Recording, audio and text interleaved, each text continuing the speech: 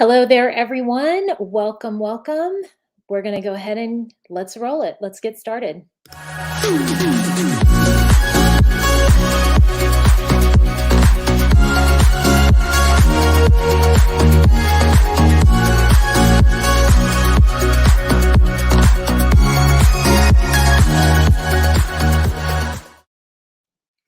Hey there, creatives. I'm so excited to be here with you. My name is Shannon. I'm the owner of the Story Scene, and I'm super excited to be here with you. The Story Scene here, our whole mission is to help new and emerging creatives to discover their voice and to create bold, brilliant, and beautiful stories. And so I'm really excited to be here with you all. I'm excited to share this training with you guys. This is something that I did for a writing group last year, actually, and it really was got great feedback from them. And so I wanted to walk you guys through my simple process for planning your creative year. There's three easy steps that I like to follow. They are involved and they take some reflection, but they're not complicated. And I think that not complicated is always a good thing. If you guys want, there is a free workbook that goes along with this. It's called Planning Your Creative Year in 3 Easy Steps. It's like a 15-page workbook with all of the questions that we're going to talk about today, and you can get it for free. It's linked in the description box down below, and you can grab that whenever you would like to. So let's go ahead and get started. So why? So let's talk first about the 3-step process, right? So the 3 steps, we're going to do 2 of them today, and then I'm going to go live again next week on Tuesday to talk about the 3rd step, which is actually setting the goal. So we will be on the other side of the new year when we talk about actually setting our goals. But this week we're going to focus on looking back at the last year and kind of thinking through where we've been, what we've done, and how we can sort of review and analyze where we've been and what we've done so that we can set ourselves up truly for success. So would love to invite you all to drop any questions that you have in the comments as we go along. I will take a little bit of time at the end of today's live stream to answer any questions or to answer some of the most common questions that I get about my own planning process. So we'll do that towards the end of today's session. Okay, so why do a creative review? So the 3 steps are, first of all, what I call the creative audit, which is basically a review of the last year's in multiple different categories of what we've accomplished, where we've been. So that's step 1, is audit. Step number 2 is to actually do that review, which is where, if you kind of think of the audit process as like we're gathering our data, we're just looking back, we're trying to just get a sense for what has happened. Step 2 is really where we do something with that data, right? We take account of it, we look at it, we look for patterns and things like that. So those are the 2 steps we're going to do today. And then, as I said, step number 3 is actually setting goals for the new year. So why do we do a creative audit? I absolutely love this quotation from Margaret Wheatley, where she says, "Without reflection, we go blindly on our way, creating more unintended consequences and failing to achieve anything useful." That really hit me pretty hard when I saw that quotation, because I think that is, I think that can be really true, right? We just end up kind of repeating the same patterns, the same things, because we get stuck in a rut. We get stuck in a habit of how we do things, and it becomes really difficult if we don't stop and kind of take a step back. It can become really difficult for us to actually make any forward progress, because we're always trying to like achieve different results using the same process, and that just doesn't work, right? If the process isn't working to give you the results that you want, doubling down on the process is not necessarily the way to go. We need to take stock of what we're doing, and we need to think about whether some changes might help us move forward. Okay, so let's do step number 1. This is our audit step. So I like to take, as I said, stock of a number of different categories when I do my creative audit. And I have a whole list of questions in the workbook that you can journal about. And we're going to talk about a few of my favorite of these questions here today, so that you guys have a sense for what kinds of things we're looking to to assess, right? So the very first category that I like to look at are projects and progress. And these are two different things, and they may not seem different right now, but we're going to talk about the difference between projects and progress in just a second. Okay, so projects is pretty straightforward. Kind of going back to last year, when you kind of did this process last year, if you did something like this process, we usually, as creatives, go through like what projects do I want to create this year? Like what do I want to do in this coming year? What kind of projects do I want to work on? So go back to that list if you have it written down somewhere, and just start checking things off. Make a list of the things that you have completed this year. What projects did you start that you actually did complete? So that's the first thing. As you consider those projects that you worked all the way through to completion, one of the things that I really like to look at is how long on average it took me to complete those projects, right? Because this is where the reality check can happen, right? We're not judging. By the way, I should make that clear too. Like, as you make this list, like, this is not about judging yourself. This is not about being hard on yourself. This is not about sort of getting down about what you did or did not do over the last year. We're trying to stay very objective here. This is just list making at this point. And I want to make sure that we're not being judgmental of ourselves, because one of the things that can happen if you bring in that kind of like negative perception of like, oh, I failed, I didn't do enough or whatever. It's like, that's not where we're going with this. We are looking at gathering the data so that we can make good and informed decisions and make the positive changes that we need to make so that you can make real progress towards your goals in the upcoming year. Okay, so back to this list. So we're making a list of the projects we completed, and then we're going to look at how much time on average it took us to complete those projects. Right. So this is really helpful for a number of reasons. First of all, if you're anything like me and you like to set really aggressive goals for yourself, this might be a reality check that no, you really can't complete that type of project in the very limited amount of time that you think you can give yourself. Right. It's really important as we work on setting goals, which is the third step that we're going to get to next week, that we set something that is realistic, even if it's a stretch goal, right? But it needs to be a stretch that you can actually reach, right? Like, think about somebody who's like climbing a mountain. If they go to reach for that next handhold and they need to stretch for it, that's great, as long as they can actually grab it, right? You don't want to like have something so far out there that's a stretch goal that there's no chance of you actually reaching it, because that's not helpful. It's just discouraging. So get an idea of how long on average it took you to complete each project that you completed over the last year. Then we start thinking about, as we go through the list of maybe the goals that you had set for the last year, think about the projects that you started, but maybe just didn't finish. Okay. We're just making lists at this point. Make a list of the projects that you got started on, but haven't actually finished yet. What projects, again, another list. So this is the third list that you're going to make now. Projects that you planned to start but never really got around to. So this is the stuff that you just didn't get done, right? These are the things on the list that were goals of yours, but you just weren't able to actually get started on those goals. Okay, so that's the list. And then what we're going to do with that, we'll talk about what we're going to do with that particular list here coming up. My favorite question of the audit process and the projects and progress category is the question, what projects did you invest time in that you wish you hadn't started? Okay. What projects did you invest time in that you wish you hadn't started? This is a really, really important question, because you may be realizing that there were things that you invested time in this past year that you never, ever want to do again. Right? That's why this list is so important. Okay. When we look at what kinds of goals we're setting to move our creative career forward, there may be things that you decided to try that you don't have any interest in going back to and trying again.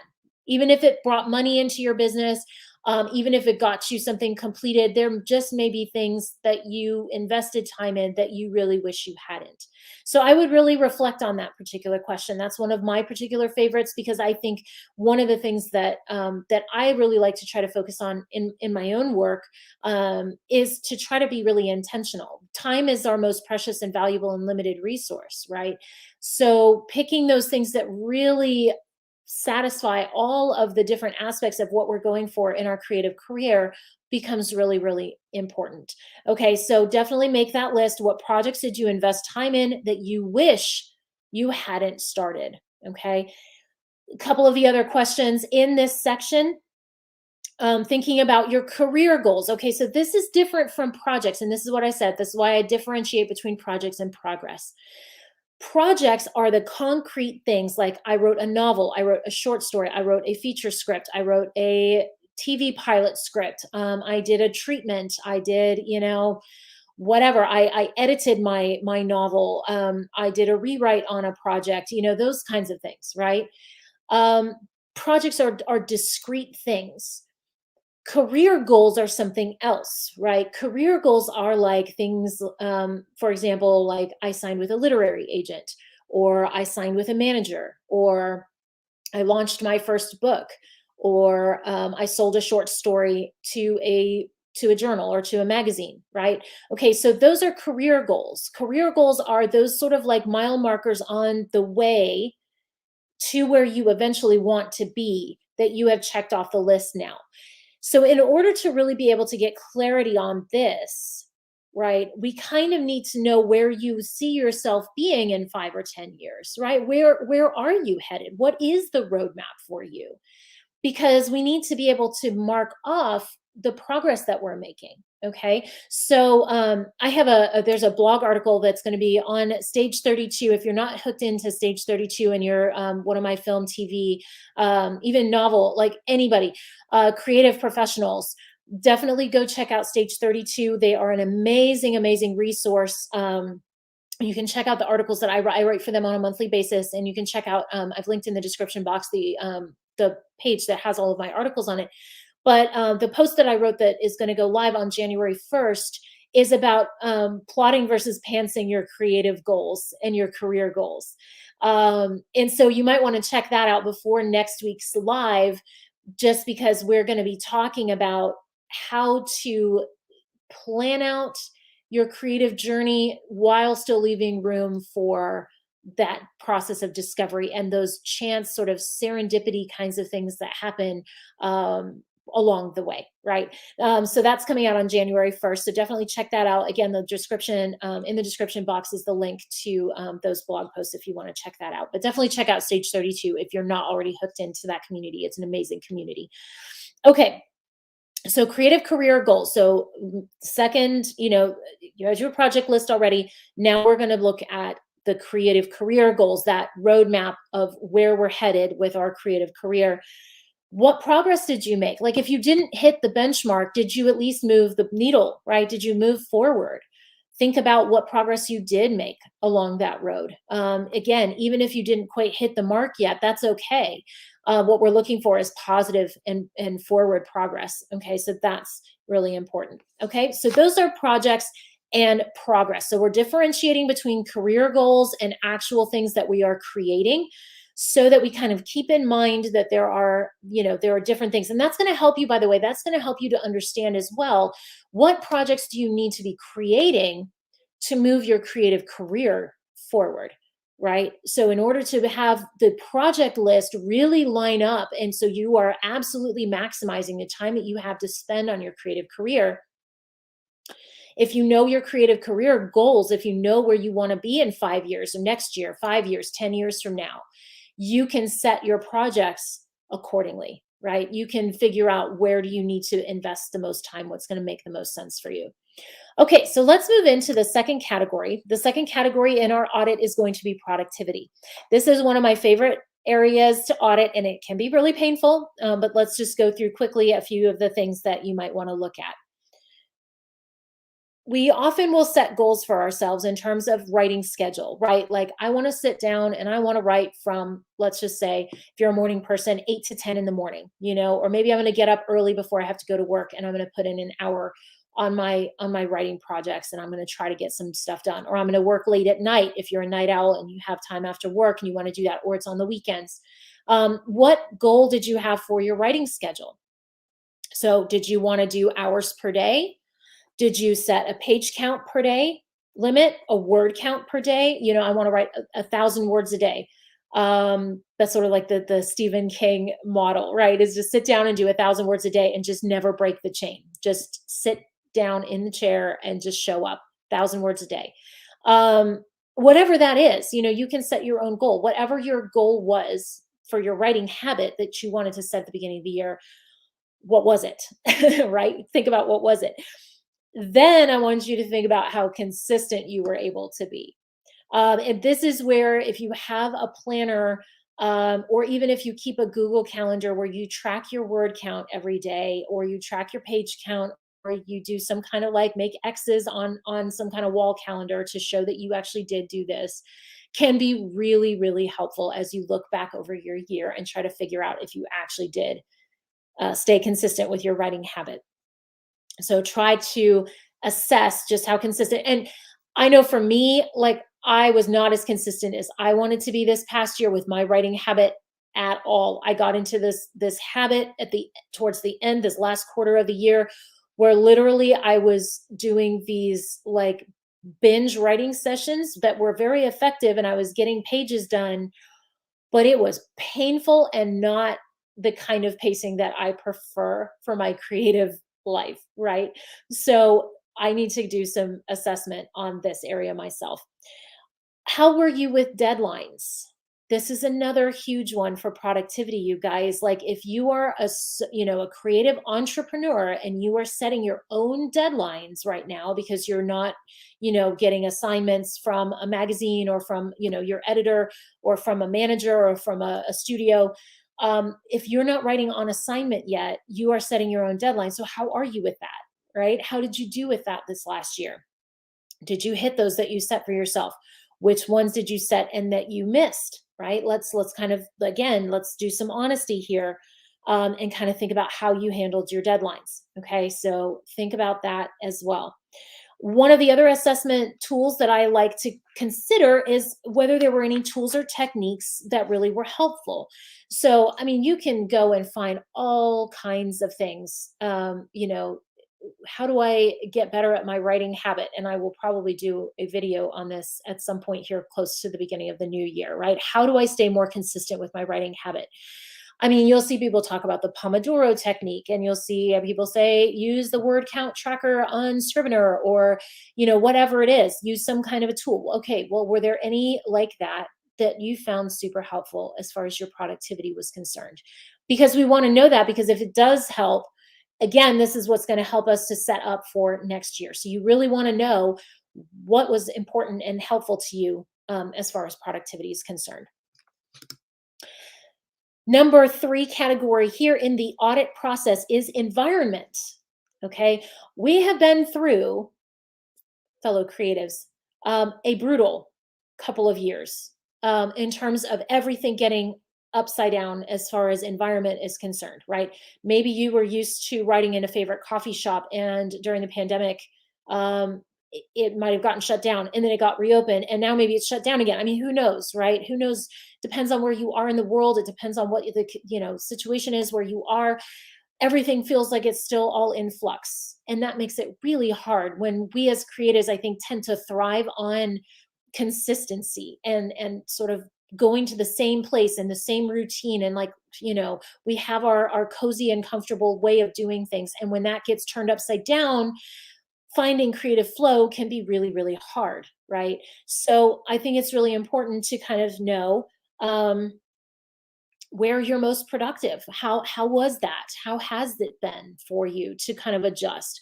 What about that location helps you to be productive? Okay, let's really get into the analysis here. Let's really think about why does that coffee shop help you to be productive? Because if it's shut down, maybe there's a way you can try to replicate some of those things at home. Is it the fact that you can walk up to the barista and you can get a refill on your coffee without too much trouble? Is it that you like having like ambient noise, that like there's people around, but you're sort of alone together with other people? Maybe it's something like that. Just think about like, what is it about that location that helps you to be productive? What time of day is best for your productivity? Okay, so this is another big one that might have gotten shifted around based on, working from home hours or whatever. What time of day is best for your productivity? I think that, again, self-knowledge is the key to being able to really, do what we want to be able to do and do it really well, do it faster, do it better, is to know ourselves well enough to know this is when I am at my peak performance. And if I work during that time, I'm going to get like twice as much done than I would if I was working some other time. Okay. So, time of day. Let's get really honest as well about what our biggest distractions are.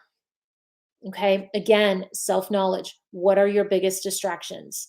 Um, and we're just making lists. Again, this is a judgment-free process. This is not for you to be like, oh my gosh, I shouldn't be spending so much time on social media when I'm trying to be writing. You see those little memes of like Samuel L. Jackson or whatever, like looking at you like you should be writing, like you're scrolling Instagram and it's like there's that meme and it's like, oh yeah, I should be writing.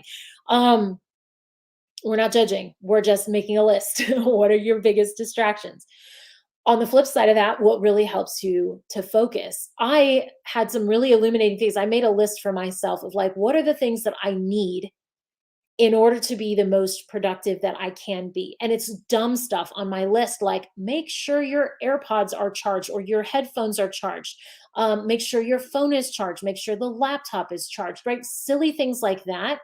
That like, oh yeah, if I'm gonna go and take my stuff and I'm gonna go somewhere, it would be great if it was all charged and I didn't have to worry about trying to find an outlet or whatever. Um, Making a list of things that help you to focus. What kind of snacks are good? Like what do you need? Do you need water? Do you need like something else? Do you need like whatever it is? What helps you to focus? What kind of music? All of that good stuff. Make a list. This is great for you to have. Again, if the goal is to get into flow and work faster and better, all of those things that support your productivity, that's what you want, right? So make a list of the things that help you best to focus. All right, what else? Big one. What negative thoughts go through your head on the regular, right? We all have them. We all have those ghosts that like lurk on the shoulder and whisper at us when we're trying to do something, particularly a project that pushes you outside of your comfort zone. It's a battle, right? Let me know if you've ever experienced this. Drop me a comment. What is the biggest negative thing that your brain tells you, the whispers in your ear, when you are trying to do something, particularly a project that pushes you outside of your comfort zone? Drop that in the comments. I really would love to hear. I have my own set, mostly revolving around you're not good enough, right? Some version of you aren't blank enough, fill in the blank with whatever you want. So what negative thoughts? Mindset is huge. That is damaging to productivity. That's what leads us to want to numb with social media or with whatever else, like go binge eat some Oreos out of the cabinet. I don't know, because that little voice in your head is like giving you all this negative garbage and you now are turning to these comfort things and it's, guess what you're not doing while you're trying to battle this negative voice in your head? Writing, right? Am I right? So let's get that down on paper. Write them all down, get them out, flush them out, and we'll figure out how to work around them. We're going to set up some positive affirmations that replace those, so that you can just diminish the effect of those negative self-doubts and all of the rest of it.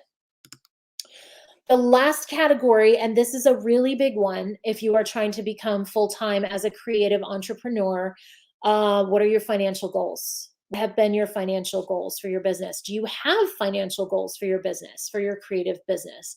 And if you don't, maybe it's time to start looking at setting some, right? What kind of money do you want to make doing this? Do you want to be able to quit your full-time job? What would that look like for you? Do you have the numbers on paper so that you know how much income you would need to replace a full-time job? that's a whole calculus in itself, right? Okay, so maybe you just want to like hit a certain benchmark. I want to sell $500 worth of books in a month. I want to sell $1,000 of books in a month. I want to, whatever your financial goals are, you need to have those down on paper. So thinking about the goals that you might have had for this last year, if you had financial goals, what were they? And then I want you to start breaking down what your income streams were. Okay, so what sorts of income producing activities were you engaged in your creative business over the last year? Which ones worked well? Which ones were not producing like you thought? And the investment of time that you put into those is absolutely not paying out, right? So that we need this data. We need to know where to double down, where maybe we need to pull back and reinvest the time. Okay. So you want to know which income streams worked well, which ones maybe weren't producing as well for you, so that you can kind of make an informed decision about what you want to do moving forward. Similarly to how we looked at projects and progress, one of the things that I want to emphasize to you guys in thinking about financials is that, if you are learning to be an entrepreneur, it's really important that we pick up skills, that you skill up in the area of business finance, right? What did you learn this last year about managing your own business, about managing your own, you are CEO of you, right? This is a really important thing. Like you need to be skilling up. If you're not, business savvy, that's fine. We don't all start off that way. Very few of us start with a business background. And it's a process of like learning. And a lot of it is learning by trying and failing at things. But what business things, management or business skills did you learn in the last year? That's really important. That's something to celebrate. Again, similar question as well to the one that I asked about projects. What income streams did you try this past year that you really wish you hadn't, or that you would like to pull back from? And which ones did you absolutely love that maybe surprised you? Okay, so a lot of this again is like we're going to give something a try and then we're going to see if it works and what happens. But part of this is like, how did it make you feel, right? How was that living that? If this is going to be your life, what it matters to kind of think about which ones that you really enjoy doing and which ones just are not there, right? Okay, so now that we've kind of gone through those four categories, so just as kind of a review, we've talked about projects in progress, productivity, environment, and financials. Okay, so those are all of the things, the categories that I personally really like to audit when I sit down to do my own creative audit for the new year. This is a mini step in between the review process and the audit process and the review process, and that is to celebrate your wins. I can't emphasize this enough. Celebrate your wins. Go through that list of the projects you completed, the skills that you learned, the things that you invested in that you absolutely loved, and find as many possible ways to celebrate as you can. This is my favorite advice, by the way, from Coach Bennett, who's the Nike Plus head coach, the Nike Plus Running Club head coach. And he says this during almost all of his guided runs, and I absolutely love it. He's like, find as many ways to measure success as you can and celebrate it. And I absolutely love that. That is the best advice, not just for running, but for life, right? And for your creative life in particular, because we tend to be our harshest critics and we tend to beat ourselves up. So let's find as many ways to measure success and to measure progress as we can, and then celebrate every single one. Okay, so whatever your favorite method is of celebrating your wins, go do that. Go do that before you sit down and actually take a look at this data that you've spent so much time kind of gathering up. Celebrate first. Okay. And then once you're done celebrating, we're going to jump into which is really it's step 2 in this video. I'm calling it step 3, which is the creative review. Okay. So let's think about what patterns are you observing? Okay. So the review process is about looking at the data and looking for patterns. Okay. What patterns do you notice about your productivity over the past year? And again, guys, we've been through 2 years of really weird, right? Of unpredictable, of lack of stability, of everything. Okay, so maybe the pattern that you're noticing is like, I was all over the place with my productivity. depending on what was happening in the news cycle or the pandemic or like whatever. I was everywhere. Okay, that's okay. Give yourself grace. It's fine. But we want to look for those patterns because, again, if there's something that we can do moving forward, that's going to help us. Okay. So, what patterns do you notice about your productivity over the past year? How did you tend to manage your deadlines over the past year? Again, looking for patterns. Okay. A couple of big ones. Did you develop bad habits in your creative work? That is to say, were there things that you ended up doing that you know are not serving you? You know they're not serving you, right? Um, what are those? What are those bad habits? Okay, so be thinking about that. What are some of the most common sources of your creative blocks? So again, as you're looking back over the data and you're thinking about those things that kept cropping up for you, where are they coming from? Because if we can identify where they're coming from, we can identify ways to get around that. We can identify ways to work around that. Okay, so what is your biggest takeaway from all of these patterns that you've observed, from the data that you've collected, about how your creative progress, how your projects and progress are going, how your productivity is going? The next steps is the sort of last bit here of the review process. So we don't just want to identify problems, we want to look for the solution. Identifying problems does nothing for us except for maybe make us feel kind of like garbage, and we don't want to stay in that place. If we are feeling kind of down on ourselves at the end of the review of identifying patterns in our work, we don't want to stay in that place. We want to move that immediately into something positive. What in your environment might need to change? Do you need to find a different place to work that's going to be more accessible? Can you make some changes in your home office setup? With just taking a day to do a little bit of cleaning and sprucing up and organizing and maybe a fresh coat of paint. You know, not talking about an entire office makeover. I'm just saying, like, what a different paint color, so that it stops like being that thing that bugs you, like as you're looking past your computer screen at the wall and you're like, I hate that paint color. I hate that paint color, right? So maybe is now the time to do something about it. What adjustments might you need to make to your schedule? Can you do sort of a general kind of life audit as part of this, right? And kind of think about what patterns are you observing in your schedule, generally speaking, that would allow you to make some, shifts and put something in for your writing. Where are you on your path to your 3, 5, 10-year goals, your 1-year goals, your 3, 5, 10-year goals? Okay, so again, kind of going back to that, do you have a roadmap? Where are you so that you know and can identify the most important next step that you need to take, right? Where are you on that path? What skills do you need to level up? Y'all, I can't emphasize this enough, right? So much, of the creative journey. And I will probably do a video on this at some point because I think it's really important. I think we don't usually realize this. It's a process of forward progress on sort of an upward trajectory, and then we plateau, right? And then we move up again, and then we plateau again. And that's true of exercise. That's true of most things in life where you're trying to make forward progress or you're trying to make improvements in some respect. It's definitely true for your creative career. Your current skill set will only get you so far. There will come a point when you must skill up. And so that's why identifying where the next stages are in your creative career is so important, because if you know where those are, then you can identify what skills you're going to need to get to that next stage. And then you can find ways to skill up. Okay, you can you can take classes online. You can do, follow, subscribe to Story Scene, right? So we're going to be doing this whole month of January.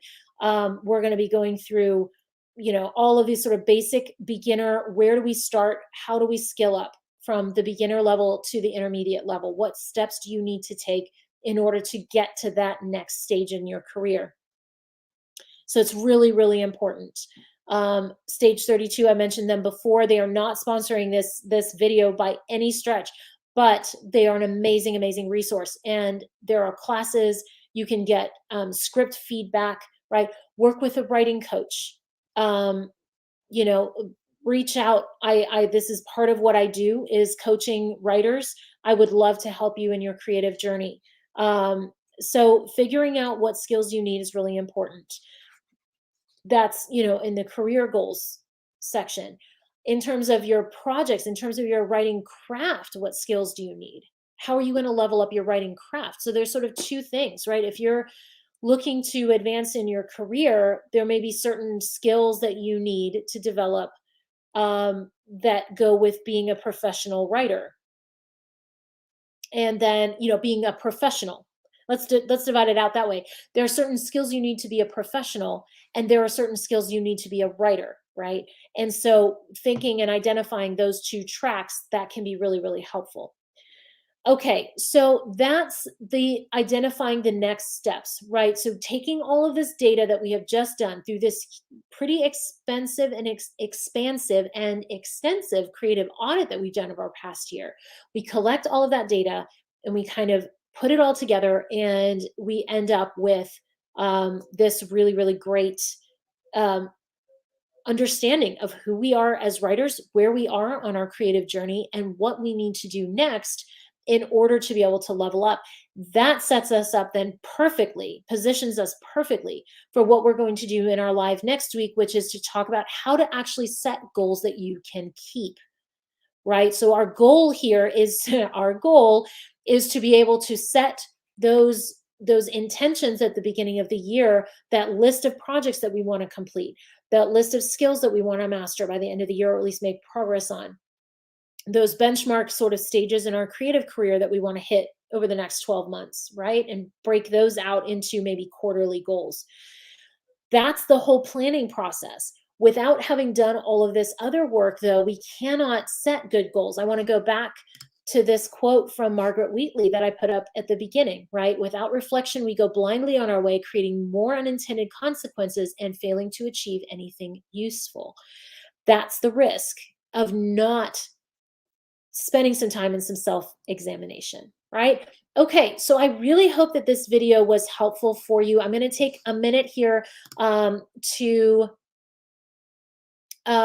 do some answer some questions, and then we're going to go ahead and sign off. I'm going to sign off for today, and I will be back live next week to go through actually how to set creative goals, as I said, that you can actually keep. Okay, so one of the questions that I get a lot about this process is, how do I juggle my own schedule? How do I make sure that I can kind of keep my own writing schedule, staying consistent with a writing schedule? And I mentioned earlier on that I'd really struggled with this in the last quarter of the year, and I really had to rebalance a whole lot of things that I had done. And the answer is that we try to set the intention every single day. We keeping our goals front and center, front of mind, really, really great way to do this. Okay. If you aren't a planner, then maybe just get some post-it notes where you kind of set your intention for the day, and you can then kind of have that thing that you're focused on for that day, and then maybe that'll help kind of keep you consistent with the thing that you're trying to work on.